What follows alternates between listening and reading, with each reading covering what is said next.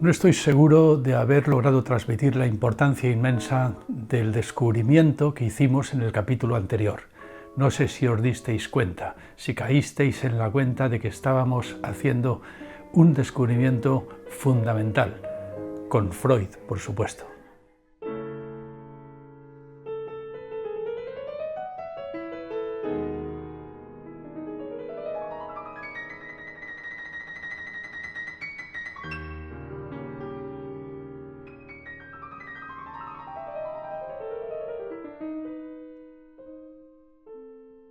Resulta que los seres humanos le tenemos un cariño especial a esto de hablar en primera persona, de vivir nuestra vida en primera persona. Y nos habíamos asomado al abismo de por qué tiene que ser así. La prohibición del incesto ha obligado al niño a trasladar el triángulo edípico, un triángulo real entre tres personas de carne y hueso, su padre y su madre y él mismo, a un triángulo psíquico, a un triángulo lingüístico cargado psíquicamente en adelante, que va a ser el triángulo de los pronombres personales, que permiten precisamente conjugar la primera persona. Todos los avatares y situaciones que se han producido durante la etapa edípica se han trasladado, se han introducido, se han adherido al triángulo de los pronombres personales, produciendo síntomas. La prohibición del incesto nos ha obligado a trasladar un triángulo real por un triángulo lingüístico en el que psíquicamente conjugamos nuestra primera persona, la primera persona con la cual vivimos constantemente nuestra vida y confeccionamos nuestra biografía. En adelante no tendremos rabietas porque mamá se va, sino que diremos algo así como «yo te quiero mucho, mamá». «Yo te quiero mucho, mamá», una frase conjugada en primera persona, y nos conformaremos con ella. Pero siempre y cuando, recordémoslo, al decir esa frase estemos habilitando en el lenguaje un abismo triangular en el cual el ello pueda encontrar la satisfacción que previamente había intentado realizar en la realidad. Capítulos atrás nos habíamos ocupado de por qué podíamos decir con sentido que somos un Jesucristo mal hecho, un anhelo de formar una totalidad que queda siempre frustrado, interrumpido, una Santa Trinidad a la que le falta el Espíritu Santo. Pero en el capítulo anterior habíamos visto la cosa desde otro punto de vista. También somos algo así como un simio enfermo, un simio al que ha enfermado el lenguaje. Somos un simio que habla. Y sí, en tanto que hablamos, estamos en algo así como un más allá de la naturaleza. Es como si tuviéramos algo de dioses. Además de patalear porque mamá se ha ido, también podemos decir «yo te quiero mucho, mamá» y quedarnos tan panchos. Y ya que estamos con eso de hablar, ya que le hemos cogido gusto, podemos empezar a intentar decir cosas más interesantes, como por ejemplo que el cuadrado de la hipotenusa es igual a la suma de los cuadrados de los catetos. Podemos decir cosas verdaderas, hacer cosas justas, sentir cosas bellas. Hemos accedido a un mundo nuevo, a un reino distinto al de la naturaleza, un reino al que los filósofos han incluso llamado el reino de los fines, el reino de los fines que se persiguen por sí mismos. Hemos salido, como decíamos al principio de esta serie, de la caverna platónica de la naturaleza. El mundo ya no es en adelante tan solo el medio en el que luchamos por sobrevivir. También queremos vivir y no queremos que la tarea de sobrevivir nos impida vivir. Llevar una vida digna, una vida justa, una vida bella. Y en este sentido podemos sentirnos orgullosos de parecernos a los dioses.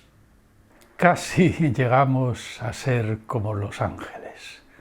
Pero tenemos una diferencia con ellos, y es que, como muy bien sabía Santo Tomás, nosotros tenemos sexo y ellos no. nosotros hemos nacido del sexo y sin saber hablar. Así es que nos parecemos a los ángeles, pero también al mismo tiempo somos mamíferos, somos monos, somos un simio raro, porque habla, un simio que ha enfermado con el lenguaje y para el cual la naturaleza ya nunca es suficiente, no le resulta bastante satisfactoria. Todo ello deriva, estamos en realidad repasando lo que hemos visto desde el principio, del hecho de que hemos tenido que insertarnos en el lenguaje, es decir, hemos tenido una infancia, hemos tenido que aprender a hablar. Y lo sospechábamos desde el principio, aunque ahora podamos verlo cada vez más claro. En esta inserción en el lenguaje gastamos no pocas energías, no solamente para aprender a hablar, sino para hablar en cada caso, para podernos en cada caso conformarnos con una vida lingüística que no tenga algo así como el aspecto de una continua rabieta, la rabieta de nuestro ser natural, la rabieta de un simio. Nuestra vida lingüística tiene que pagar un tributo a la naturaleza, un tributo por haber escapado de ella, el tributo de nuestros síntomas. Y como podemos comprender, estos síntomas pueden resultarnos más o menos aparatosos, pueden dificultar más o menos, colonizar más o menos nuestra vida lingüística. En ocasiones, llevados al límite, la movilización de estos síntomas puede resultar tan aparatosa que luego no nos queden fuerzas para decir prácticamente nada. Lo sospechábamos ya desde el principio. Desde luego pueden ser tan aparatosos como para que ya no quede ni tiempo ni ganas para nada que tenga que ver ni con la verdad, ni con la justicia, ni con la belleza. Incluso hemos visto que en el límite pueden sencillamente apagar la vida lingüística por completo y dejarnos mirando al infinito, contrayendo lo que hemos llamado una psicosis melancólica. Sí, somos un simio bien extraño. Un simio que se masturba, pero no con la mano, aunque también. Somos un simio que se masturba con el lenguaje, que necesita masturbarse con el lenguaje para que el lenguaje le merezca la pena. Así pues, en cada frase que decimos, en cada frase que conjugamos en primera persona, hay por detrás un simio gozando. Tendremos en adelante que reflexionar mucho sobre esto que los lacanianos suelen llamar el goce. Podemos hablar, sin duda, pero siempre y cuando todo esto que decimos no impida al simio que llevamos dentro gozar, seguir gozando. Mientras el yo habla, el ello goza. Mientras el yo despliega su vida lingüística, el ello goza con las palabras. El simio se masturba con ellas. El lenguaje nos sirve para comunicarnos y también para decir cosas interesantes, pero al mismo tiempo tiene que ser un instrumento para que el ello haya aceptado renunciar a sus pretensiones en la realidad y conformarse con una vida lingüística. Al mismo tiempo, el lenguaje tiene que establecer, que desarrollar, que desplegar un sueño capaz de hipnotizar al ello y dejarle como dormido. Y si hiláis lo que estamos diciendo con lo visto en capítulos anteriores, os daréis cuenta de que la cosa resulta muy interesante, porque el goce del ello es un goce teológico. El ello lo ha querido todo en su infancia y lo sigue queriendo todo en la vida lingüística. Sigue queriendo que la vida lingüística sea un todo para él. Y esa pretensión teológica se ha introducido en las grietas del lenguaje a través del triángulo de los pronombres personales. Se ha adherido ahí como una especie de cáscara teológica que constantemente tenemos que movilizar cada vez que hablamos en primera persona. Se trata de un triángulo, pero de un triángulo antropológicamente muy funcional. En ese triángulo el ello adhiere su sueño teológico, el sueño, como hemos visto, de algo así como la Santa Trinidad. Pero para el yo, ese triángulo es lo contrario. Para el yo es el triángulo que marca eso que hemos llamado la castración. Todo en adelante es relativo. Todo yo no es un tú y no es un él. Los tres vértices del triángulo para el ello son intercambiables, pero para el yo no, para el yo es todo lo contrario. Para el yo el triángulo marca precisamente la diferencia, la separación entre yo, tú, él.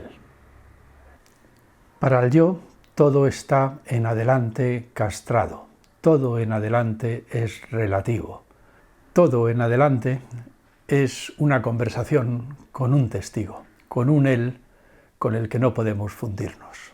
Si podemos ser un Jesucristo mal hecho, es porque mientras tanto un simio se masturba con ello. Un simio logra adherir ahí un sueño teológico que completa la totalidad. Y la gran esperanza de todo ser humano es que mientras que el ello se entretiene en sus cosillas teológicas desplegando síntomas con el lenguaje, de todas formas nos quede espacio suficiente para poder decir algo interesante y ya de paso pues hacer algo interesante y ya de paso sentir algo interesante. Mientras el ello se entretiene, nosotros aprovechamos para vivir, al menos para vivir un rato, pero eso sí, cargando con nuestros síntomas. No sé si me explico, la vida lingüística es una vida en la que todo es parcial y todo relativo, pero mientras tanto el lenguaje en sí mismo tiene que ser para el ello la ocasión de completar ahí un sueño teológico. Eso no se logra, por supuesto, sin introducir o sin habilitar en el interior del lenguaje la posibilidad de un Dios. Aunque sea un Dios soñado, un Dios con el que podamos soñar mientras hablamos. En el capítulo anterior, para ilustrar esto, pues aludíamos a la figura del pedante, esa persona que al mismo tiempo que habla parece que está gozando con sus propias palabras, parece que más que hablar se está escuchando a sí misma y se le nota demasiado además el placer que eso le produce. A veces el pedante logra decir algo interesante, pero se le nota tanto que hay en todo ello un simio masturbándose. Pues bien, hay pedantes y pedantes, pero en el fondo todos lo somos bastante, de forma irremediable, porque el ello no habría aceptado jamás la castración, no habría aceptado jamás el paso al lenguaje, si el lenguaje no le ofreciera una satisfacción sustitutoria. Es decir, no solamente el pedante, sino todos nosotros no solamente hablamos para comunicarnos, sino que también hablamos para gozar con nuestras palabras.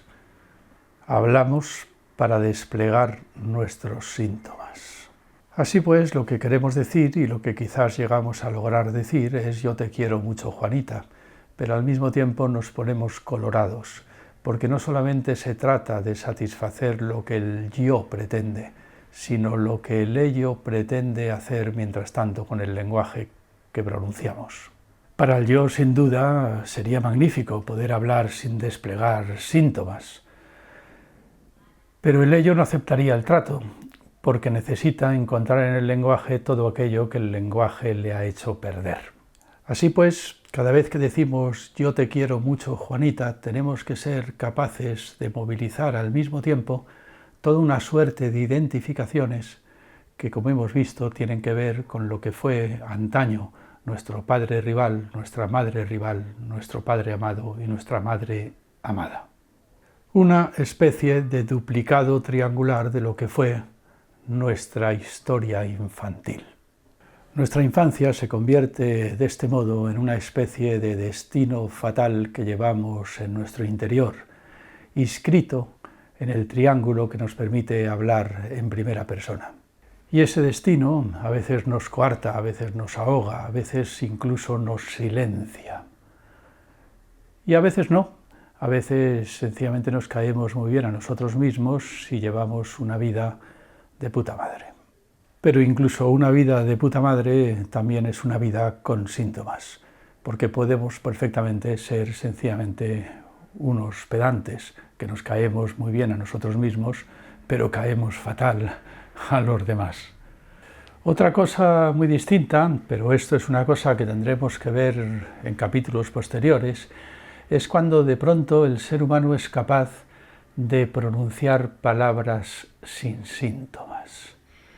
Por ejemplo, lo que hemos dicho, el teorema de Pitágoras, porque el teorema de Pitágoras hace que el cuadrado de la hipotenusa sea igual a la suma de los cuadrados de los catetos, independientemente de que seas espartano, ateniense o persa, amo o esclavo, hombre o mujer, y también independientemente de que hayas tenido una infancia feliz o desgraciada, una infancia huérfana o acompañada. Pero existe también una palabra sin síntomas que no tiene que ver con las matemáticas, aunque sin embargo se parece mucho a ellas, que es la poesía. Los buenos poetas son capaces de poner el nombre que las cosas merecen, y no el nombre que necesita el simio que llevamos dentro para gozar con las palabras. En las palabras de un buen poeta es como si viéramos el mundo nombrado por primera vez independientemente de nosotros mismos. Una palabra sin síntomas. Tras leer una buena poesía que nos impacta, a veces caemos en la cuenta. Habíamos creído ser ángeles hablando y en realidad éramos un simio que se masturbaba con las palabras. Por eso los poetas siempre nos recuerdan que tenemos algo de dioses, que somos algo más que un simio enfermo, porque con todo el respeto a los simios, hay que decir que el ser humano no es un simio cualquiera, es un simio que está enfermo, que ha enfermado con las palabras. Los simios, los monos, se masturban con la mano, lo cual parece sin duda pues una buena idea. Lo raro es un simio que se masturba con las palabras, que dice estar haciendo una cosa, que es hablar, y en el fondo está haciendo otra, que es masturbarse. Excepto los poetas, excepto los buenos poetas, que logran hacer algo parecido a lo que nos hace el matemáticos, ofrecernos una palabra más allá de nuestros síntomas. Y yo me iré y se quedarán los pájaros cantando, y se quedará mi huerto con su verde árbol y su pozo blanco. Son muy sabios estos versos de Juan Ramón Jiménez, porque lo que nos vienen a decir es cómo es el mundo cuando nosotros no estamos, cómo es el mundo independientemente de todas nuestras putas neurosis. La poesía nos cura de nosotros mismos, logra en un relámpago lo que 13 años de psicoanálisis a veces no logran conseguir. La poesía nos permite recuperar lo real, y una vez que ya tenemos de nuevo la realidad ante nosotros, también podemos aprovechar para hacer cosas, para actuar independientemente de que seamos espartanos, atenienses o persas, para actuar diciendo, como dice Sócrates en el Fedón, si hago esto no es porque tiren de mí las palancas de mi tribu, las palancas de mi religión, las palancas de mi consistencia antropológica o psíquica, sino si hago esto como lo hago, es porque es justo. Todo un mundo platónico que nos espera efectivamente más allá de la caverna, de esa caverna en la que consistimos. Bien, vamos a dejarlo aquí por hoy y os espero aquí en La Filosofía en Canal, como siempre, animándoos a suscribiros y a dejar vuestros comentarios y sugerencias.